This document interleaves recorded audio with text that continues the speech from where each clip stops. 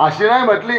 ते म्हटली प्रभू हनुमंत रायांना तुम्ही भक्ती द्यायला पाहिजे होतं, ते खरं मेहनत घेणारे ते आहे. ते म्हटले नाही नाही त्याला असं देता येत नाही, त्याला मनोमन नमस्कार केला म्हणजे त्याच्या उपकारातून उतराई होता येते. आपल्याला नाही आवडलं म्हणते. नवरत्नाचा हार काढला आणि हनुमंत रायाला दिला. हनुमंता हा घे नवरत्नाचा हार. मग या बुवानं का घरी नेला अशी? त्या बोले घरी न्यायचं काय काम होतं? कोण होतं घरी? कोणासाठी नेन?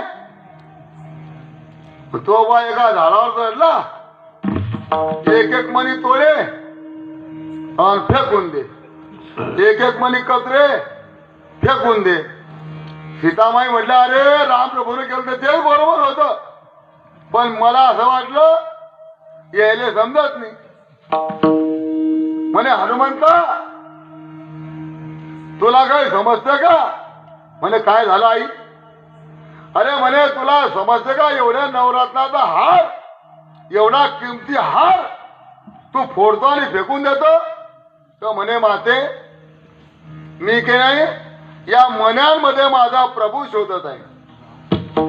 या मन्यांमध्ये जर माझा प्रभू नसेल, ज्याच्यामध्ये राम नाही त्याचं मला काम नाही.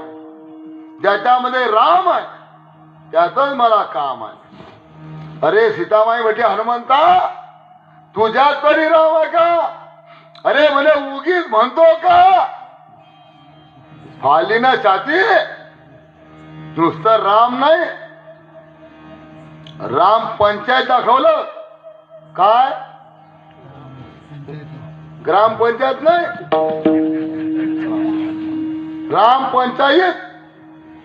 ग्रामपंचायत हृदय ठेवण्यासारखं नसते, कारण मेंबर चांगले असले तर बरं, नसले तर.